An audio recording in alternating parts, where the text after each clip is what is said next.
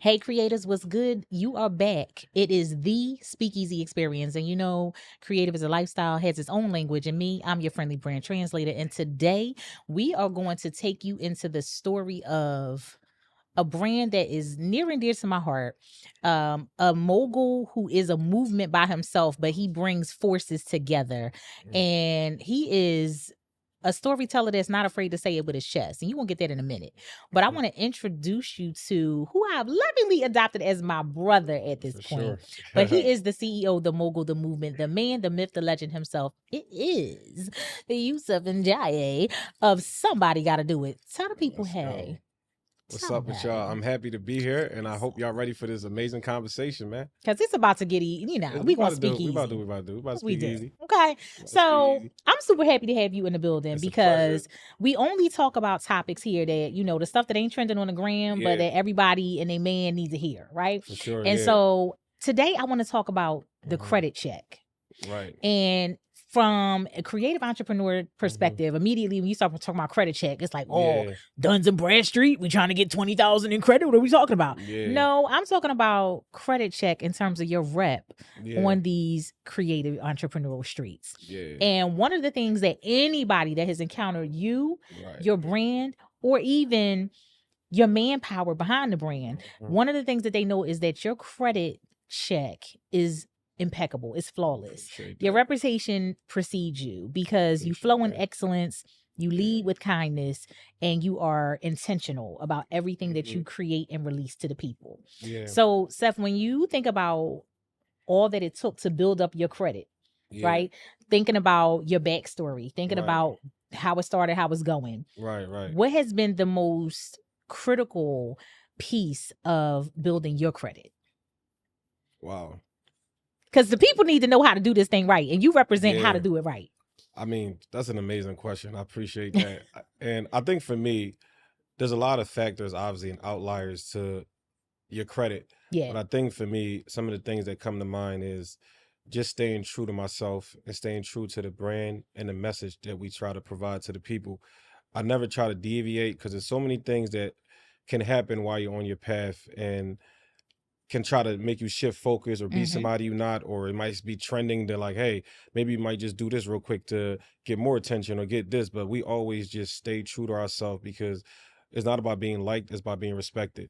And everything we do is with integrity, is with honor, and we want people to be able to see us for who we are. So that has been some of the most crucial things. It's just as simple as it sounds, like just stay true to who you are and stay true to your message, because the minute you start to waver, people could hold that against you. I don't care how much. And when you waver once, that's how you become like privy to just slipping again. Like, oh, maybe just one time, let me just do this. But no, we set a standard for ourselves and we oblige by it and we try to uphold it no matter what it is and what's happening. We just try to stay true to ourselves with everything we do. I love that. And even the cadence of your voice is consistent, right? And so I love how you literally are always this walk-in manifestation and demonstration of your brand, your message, you know. And you're right. The message does not change. The method might change, but the message does not change, right? And so when you think about change, how times change, how supply and demand changes, how culture changes, how do you remain the same in your core values? Oh, that's another, you on it with the question. That's an amazing one too. I think because for me, it's just me being. This is not performative. It's not a performance or act. It's just, I know my core values is who I am. So whether I hear the whispers or whether compliments, if you will, or criticism, I know that comes with the territory. But who you are and how you carry yourself is ultimately, if that's just who you are, to me, is just being myself. And even if things are changing, obviously, you know, a lot can be happening. It may be chaotic, but I always look at it like, in a world where everybody's trying to be copycats, just stay original. So for me, it's always been like, all right, don't start to think it. Because when you make it a thinking thing, you might start to be a little bit, or maybe they like this, so let me keep doing this. Maybe I should, no, for me, it's just like, I just wake up and I know this is who I am, and I just stay true to who I am, and that's just, As simple as it sounds, that's just how I go about it. Yeah. I mean, but I think you make a good point because a lot of times, especially as creators, right? Because we are the ones that open our eyes and we get downloads and ideas and concepts and all this stuff. And you're so tempted to shift and to change with everything that you see in a day. And so the consistency, the clarity of who you are, right. But then also the part of the message where you say, I really am just able to just be. Yeah. And I think that's so important because many times when we are not able to just be, it's actually like this red flag that we like miss. Yeah. Because it's trying to tell you like you getting heartburn because something ain't digesting right. Something ain't going down and it's not speaking easy to your heart, to your spirit. And so when you've encountered rooms where your reputation precedes you, but the credit check that you do is not given access granted, are you now in a place in a space, not just in your career, not just in your journey as an entrepreneur, but just in your person, where you will respectfully leave the room? Yeah, because I feel like we're not meant to be in every space or every room or everything. So I just look at it like all opportunities aren't created equally, but whatever's meant for us is going to be for us. And whatever's not meant for me is not going to be for me. So I don't try to fit myself in the spaces I don't belong in. So when I see some things that don't fit me, it's just like anything in life. You like chocolate, you may not like vanilla, you may like ice, you may not like ice. So it's always a give and take. So for me, I just look at things in the simplest form. It's like, I'm not for everybody. I may not be everybody's cup of tea, but the people who I do cater to and who are for me, that's the people I try to focus in on, because that's why there's a thing called target audience. I mean, that helps you focus and flow, because you can't just cater to everybody. You can't please everybody, and everybody may not like what you do. As good as you look at me or other people may see it, I may be bad in somebody else's book, but it's not my job to try to live to prove people wrong or to prove who I am, like I said, because I understand that the tribe and the people that know who I am is all that really matters, and my SGDI family and communities at large. So that's all I kind of focus on. I mean, you over here speaking easy, like left. I'm like ping, ping, ping, ping, ping, all the gems. Man, like, because tribe vibes save lives. I believe that wholeheartedly. I like that. And so when you really get into this whole dynamic of understanding what you just said, that was amazing. I mean, fire. When I say y'all already know it's about to be a speakeasy moment, you said all opportunities are not created equal. Absolutely. And so let's talk to the creative that's out here trying to get their big break, trying to find the right opportunity, trying to capitalize on the opportunity, whether it's through the art of telling their story or whether it's being prepared when they do get into that room to be able to speak to whoever is, you know, supposed to be that sponsor, that mentor, that teacher in the game for them. What do you think is the key to being able to really identify the opportunity that was created for you instead of being caught up in trying to find the equal opportunities? Because that was so good. Yeah. I think the biggest thing for people, like, first and foremost, even with saying that, it's always important to prepare yourself and work as if there is an opportunity that you know is out there for you and it's coming your way. And it's only a matter of time where opportunity meets that preparation. But a lot of times people kind of like, you know, just cakewalks throughout the journey, and then when an opportunity comes, they're not ready. I'd rather be prepared with no opportunity than let an opportunity come and I ain't prepared. So I think people just gotta as funny as it sounds when they say stay ready, so you ain't gotta get ready, just do the work behind the scenes. Even if it's putting orders out, you never know when is that one person that's gonna buy it, that's gonna open the doors, the floodgates for all these customers to come in. Or you never know when somebody's gonna be in town, they need a nice jeans only you make in a certain way. Then if somebody refer them to you, now they hit you up like, oh, I'm out of stock. So the only thing I would tell people is, regardless, just stay ready as if you know there's an opportunity out there that's tailor-made for you and is on its way. So opportunity meets preparation, great things happen. So just be ready. That's why I'll tell people, just stay ready. Listen, I'm like, literally, y'all, I don't know about y'all, but I'm listening to you and I'm like, all right, gym after gym after gym. My brain is trying to keep up, because all of that you said was literally like textbook on you literally read the chapter to us out loud, right? It's an audible. It's an audible in entrepreneurship. And so the bottom line is entrepreneurship is not an equal opportunity employer. It's not. Yeah. And the sooner that we settle into that as a part of our reality, the sooner we can be free to really like explore this journey. Right. And get all of the things that it's like, it's literally laced with these lessons that are meant to level us up. But sometimes we label ourselves as one thing and don't realize we actually putting limitations on ourselves. Absolutely. Yeah. Because we won't accept the fact that entrepreneurism is just not an equal opportunity employer. It's not. So when you finally came to that place in your journey where you realized that no, I'm not like other people. Yeah. No, everything is not set up, quote unquote, specifically or perfectly for me. But there's still a lane where I can succeed. What did that moment look like and feel like for you organically? Because I think that the stuff that we're talking about today is stuff that it doesn't really matter what your lane is. You can be in apparel, you can be in media, you can be in fashion, branding, whatever. But the principles are the things that carry us and that are common denominators. Right. So what did it feel like in your head space, in your heart space, when you realized that although it's not an equal opportunity type of dynamic, there is still a lane that is designed for me to succeed?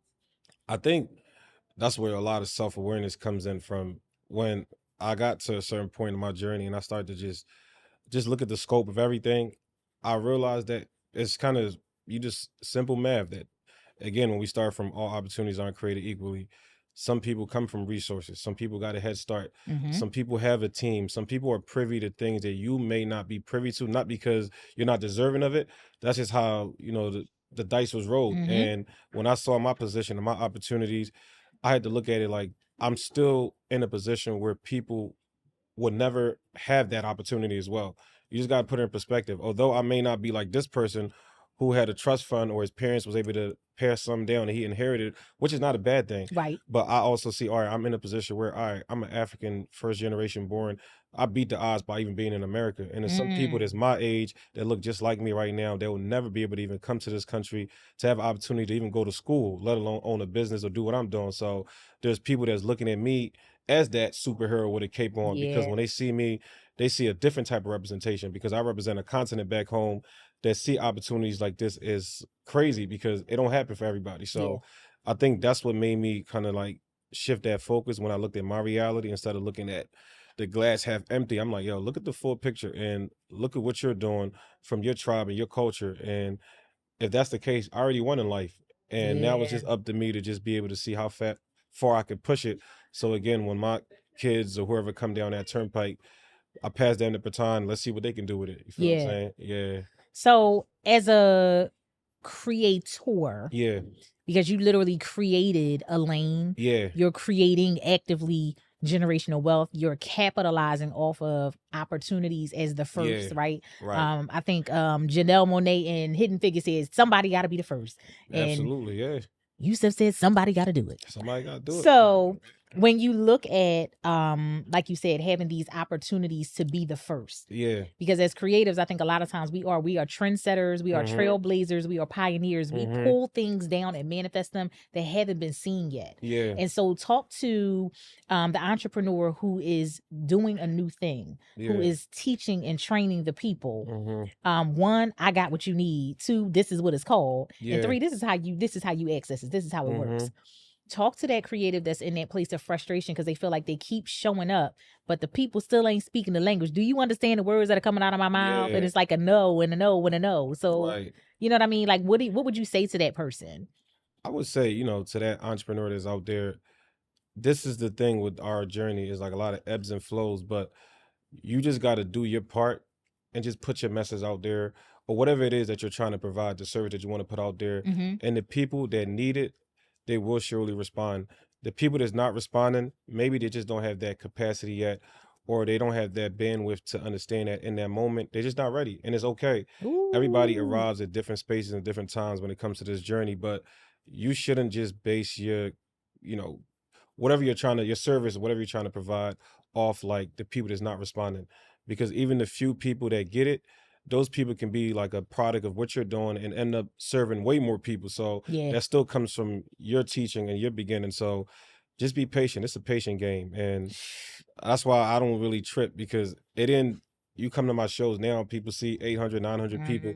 That's not how it started. And do. Yeah. And that's not how it started. But I didn't base the early stages of people not responding because my message, they just wasn't, I probably was ahead of my time. They probably wasn't ready to receive that yet. So I just was patient with them, and slowly but surely they came along. And I think that's what I would just tell the entrepreneurs out there. Just be patient with them. They're gonna come along. Listen, I'm about to put this the way you, because I'm telling you, he is dropping major gems, and it matters to me that people are able to walk away with things that they can apply that's practical to their part of the journey, right? Because you might be at chapter 10 and I'm at chapter 2. Doesn't mean I'm never going to get to chapter 10. Yeah. But how do I work this into chapter 2 that I'm in, right? Yeah. And so that's what I love about you too, is you really do take the time to cultivate people for right where they are. Yeah. And so I want to just encourage those who are watching you, those who are watching me, those who are watching us as creatives in these streets, especially as entrepreneurs. Yeah. Listen, there's this part of the story called bandwidths and bandwagons.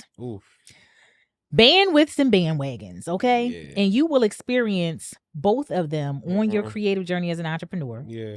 And you have to be able to adjust accordingly, right? Because like you just said, the bandwidth of it is, I literally haven't grown in life experience, in capacity, in understanding, in, just wisdom to be able to recognize a good thing, a real thing, a healthy thing, because all I know is toxic, right? So a motivational lifestyle apparel brand might not be what I'm rocking right now, because I'm still all about what I smoke and what I drink, and that's what I want to rep, right? But 10 years from now, when I grow some bandwidth, I'm going to be able to appreciate the positivity of the message, right? And it doesn't make me a bad person, but it's literally the part of the story. It's the chapter that I'm in. So you got to come to me and serve me where I am, which you do so beautifully at all times, from continent to continent. Let's be clear. It's a global movement. But then there's that bandwagon moment. And the bandwagon moment is where I feel like a lot more creative entrepreneurs get caught up, because they are looking for that bandwagon moment. Why? Because they are pursuing you, and you know me. You know my core principles. You my brother, so you know how I feel about certain stuff. And one of my life mantras is authenticity over applause. I love that. Because you have to be able to live beyond a bandwagon moment. Yeah. Because a bandwagon moment will beat you down and cause you to self-doubt. Yeah. Right? But if you get away from the bandwagon and lean into the bandwidth, you're going to understand that it's all about longevity. Yeah. And it's all about evolution. Yeah. So what would you say is the biggest difference between youth who started 9, almost 10 years ago, and the youth who's sitting before us now as this crazy successful, crazy insightful business owner who has business acumen that is ridiculously amazing and is producing and reproducing? That means it's not a fluke or a phase. You do this. What's the major difference between who he was and who he is?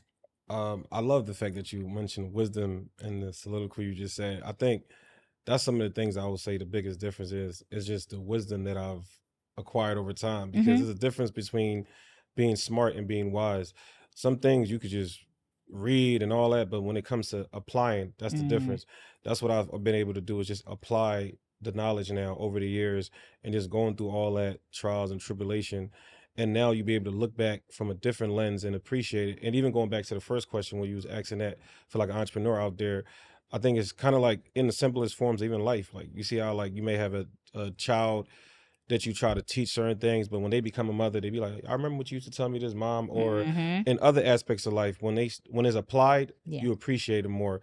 You never know what it's like to pay rent. You just live with parents, but you go on your own. Now Come on, somebody. I see what my mom was going through. But who bought the toilet paper? Somebody got to do it. Exactly.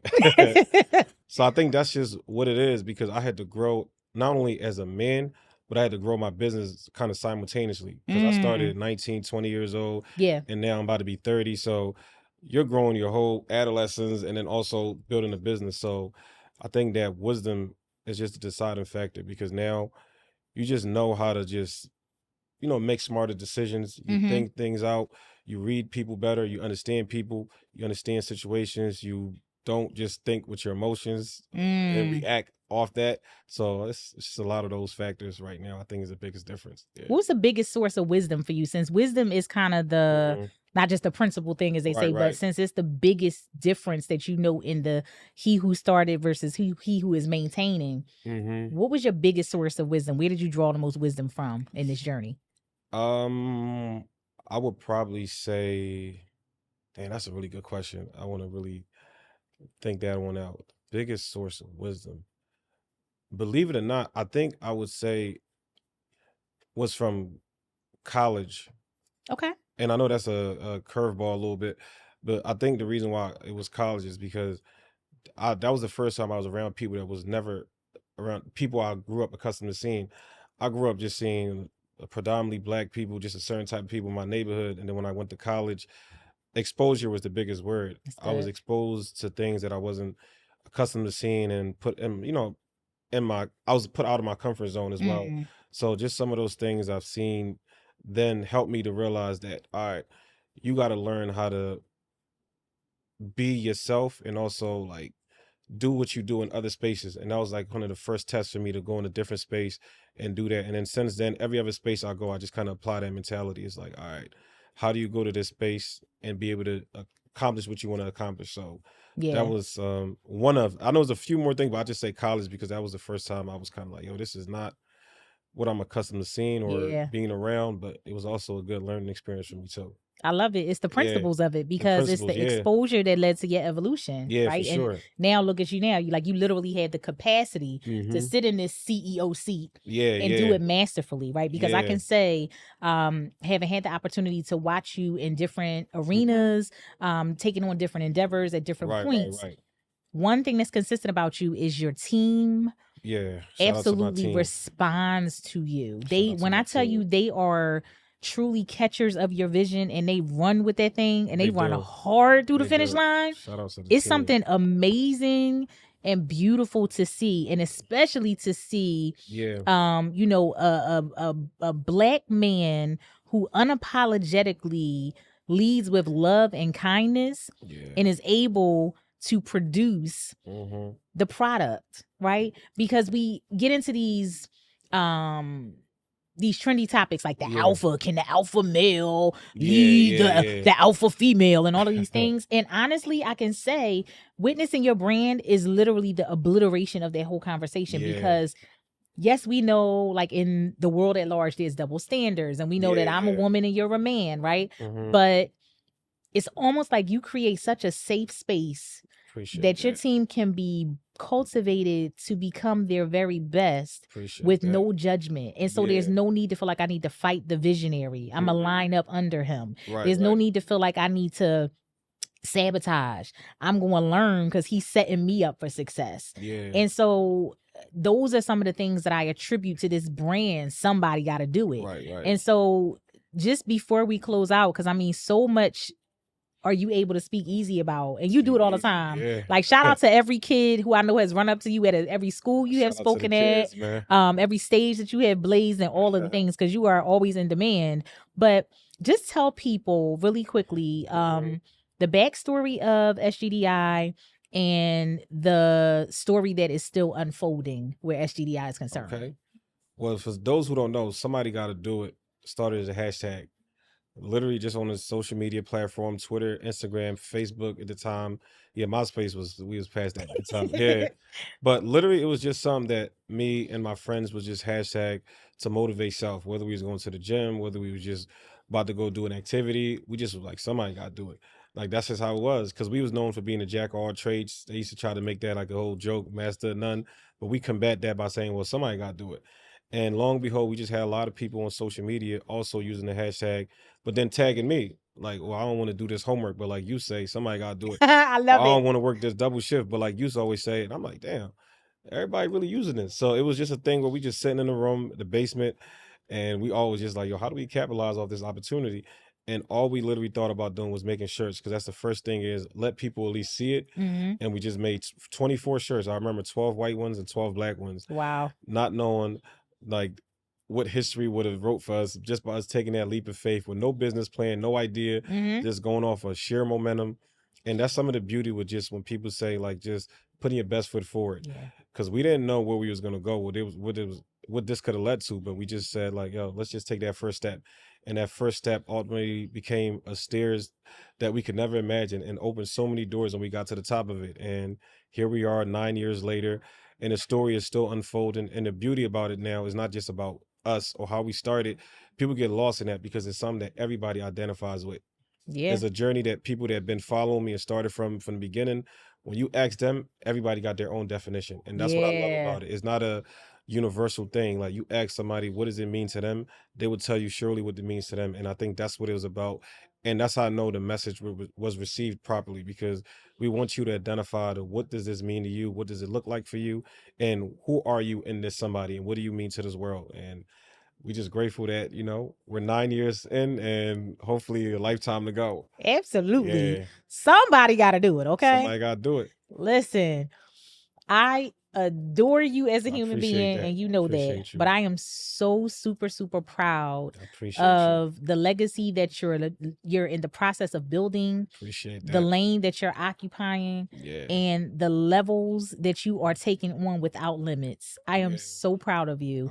And I'm just honored to be able to have the opportunity to have these kind of conversations. Likewise. But also to bring other people into the story. Yeah. Because like you said, this story is not just about you, and it's not just for you. Right. And we know that we are always looking for an opportunity to find ourselves in the best movie or the best story, right? If I was the hero, if I was this, if I had to do it, I would have done it this way. Exactly. And you provide that place where you can say it with your chest, where you can make it mean what it means for you, and where you really can take it on, and take it to levels and places that you may not have ever thought it would do.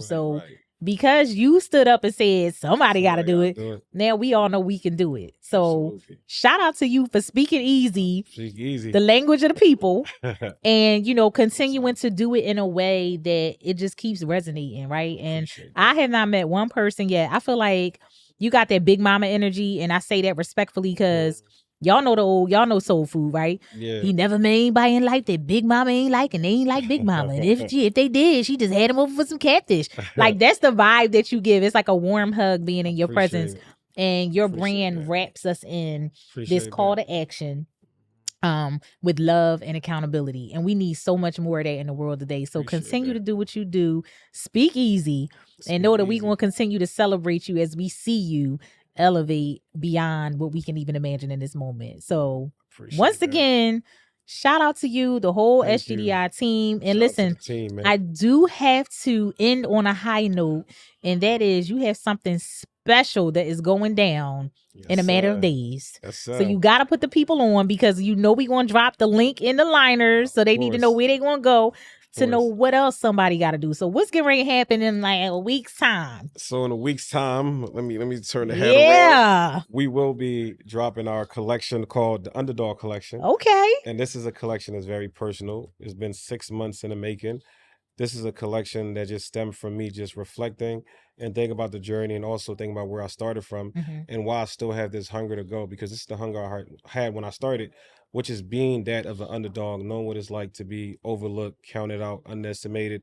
And I know a lot of people just like me know what it's like to feel that way.